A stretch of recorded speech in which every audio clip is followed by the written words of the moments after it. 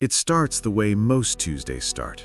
You're reviewing the morning perimeter sweep from the secondary estate in the Swiss canton of Graubünden, 19,000 square feet of stone and glass built into the side of a mountain, accessible by one road and one helicopter pad. Your team of 11 is already cycled through breakfast, shift rotations confirmed. The 3-vehicle convoy route to Zurich has been pre-driven twice in the last 48 hours. You've timed the alternates.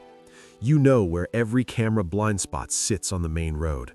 You know the make and plate of every vehicle that passed the estate entrance in the last 6 days. This is what you do. You don't react, you anticipate. Then your radio clicks twice. That's Henrik's signal.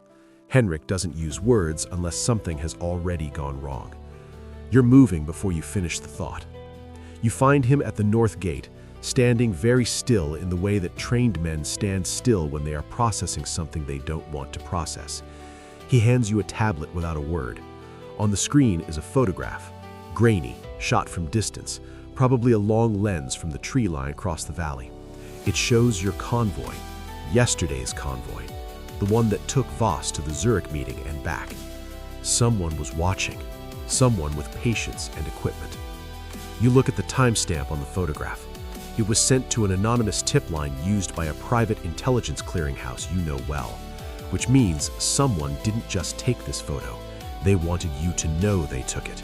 This is a message, not a mistake. You tell Henrik to lock down the estate and say nothing to Voss yet. Then you walk to the edge of the terrace and look out at the mountain and think. You didn't come from money. You came from structure. 12 years in special operations across 3 continents taught you that most chaos is just order you haven't mapped yet. When you left the military, the transition firms came quickly, the ones that specialize in placing people like you with clients who have problems governments can't solve and police won't touch. You ran protective details for a Saudi minister, a Korean tech founder, a Brazilian banking family whose enemies had a habit of disappearing their security teams before disappearing them.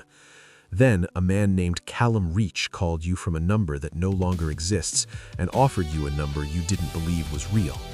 Callum works for Voss, or works adjacent to Voss. The distinction matters in ways you've only partially mapped. He explained the role with the efficiency of someone who had explained it before and lost patience with the people who asked too many questions. You would head a private protective unit, 12 operators, rotating. Assets distributed across 4 estates and 2 mobile units, direct access, full authority over all security architecture, no interference from outside contractors, no government liaisons, no paper trail that connects your name to his. The number was real. You've been here 4 years. In that time, you've learned that protecting a man of Voss's scale is not like protecting other men. It is about understanding systems, financial, political, personal, and identifying where the leverage points are before someone else finds them first. Voss moves through the world like a current beneath the ocean. His enemies are not always obvious. Sometimes they wear the faces of his oldest allies. Sometimes they are governments. Sometimes they are the people he made. Your job is to know the difference before it costs him his life and before it costs you yours. You spend 6 hours working the photograph. You pull satellite pastimes and cross-reference the angle against topographical data until you have a 12-meter strip of tree line that produced the shot. You send 2 men to sweep it on foot. They find a small depression in the ground, a shooting hide or an observation post, professionally constructed. Someone lay there for hours, probably longer. You find one thing left behind, not by accident, a playing card, the 3 of spades. You know what this means. You've seen this signature before, 4 years ago, in a briefing you were given during your first week. A warning from Callum about an organization that Voss had crossed before your time. A dispute over a copper extraction deal in the DRC that ended with 3 of their people dead and Voss's previous security chief resigning without explanation. The card was their calling card then. They are apparently still patient. You go to Voss. He is in his study when you enter, reading physical documents that will be burned this afternoon, the way all his physical documents are burned. He looks up at you with the expression of a man who has been told bad news so many times it has stopped surprising him. You lay the photograph and the card on his desk. He looks at both for a long time without speaking. Then he says, "How long do we have?" You tell him you don't know. You tell him the truth because lying to him about threat timelines is the fastest way to get both of you killed. You tell him that the calling card means they're not ready to move yet. They're signaling. They want you rattled. They want you to make a mistake. He nods slowly. Then he says something that shifts the shape of everything. "They're not after me." He slides a document across the desk. You read it. It takes you 40 seconds, and by the end, your understanding of the last 4 years has quietly rearranged itself. There is a transaction. There has always been a transaction. You knew that. In the abstract way, you know all things about Voss's business, distantly, carefully, without asking questions that would require answers you can't carry. But this transaction is different. It is not a business deal.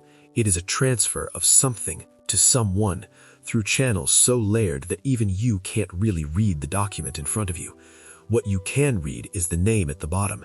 It is a name you recognize, a name that belongs to a man currently sitting in a federal witness protection arrangement in the United States, a man whose testimony could theoretically dismantle 3 sovereign wealth funds and an intelligence operation that technically doesn't exist. Voss has been protecting him, not from criminals, from the people who put him in protection in the first place. You set the document down.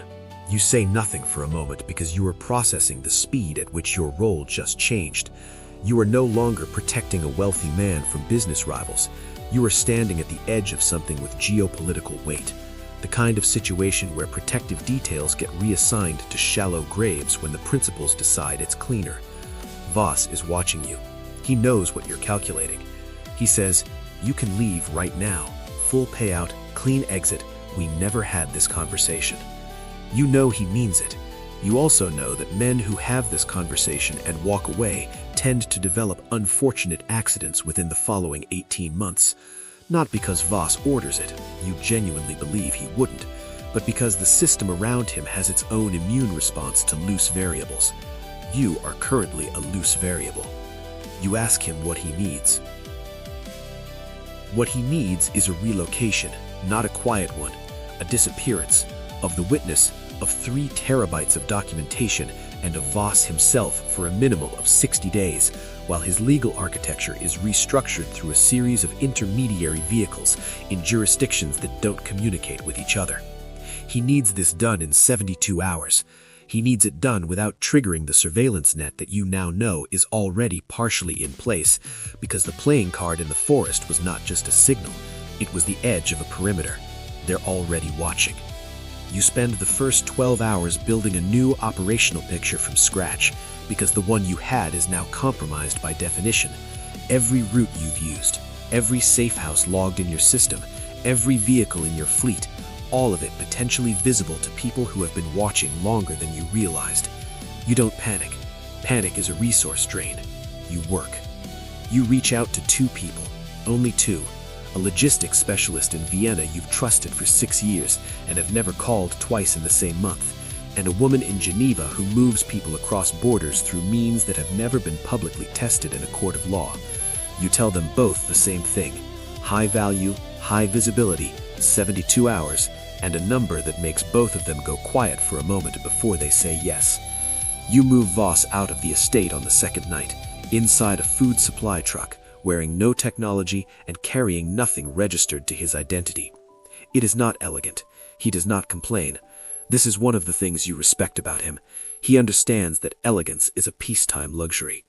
Henrik stays behind with 3 men to run Ghost Protocol, vehicles leaving on schedule, lights cycling through the estate on timers, staff conducting normal routines.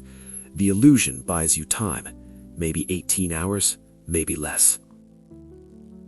The witness is harder. He's in a facility you're not supposed to know about. You know about it because 4 months ago, Voss casually mentioned a location during a phone call you weren't supposed to be close enough to hear, and you filed it the way you file everything, quietly, without comment, because situational awareness is not the same as surveillance, and you've never violated the man's trust. Until now, you're grateful for every fragment. Getting to the witness requires going through a layer of U.S. Marshals and a private contractor you recognize from a previous life, a firm that does work for agencies that communicate through cutouts. You can't go through them, you go around them. It takes 21 hours, 3 handoffs, and a moment at a border crossing in the Italian Alps where you are certain, completely certain, that the next 30 seconds will determine whether you ever see another morning. The guard looks at the documents, looks at you, looks at the documents again. He waves you through. You breathe once and keep driving. By hour 60, you have the witness, the documentation, and Voss in the same location, a property that exists under a name with no connection to any of the three of you, in a country whose extradition framework has 17 documented gaps. You've swept it 4 times. You've positioned your 2 remaining trusted operators at the only 2 entry points that matter. You have 72 hours of supplies and a contingency route that will add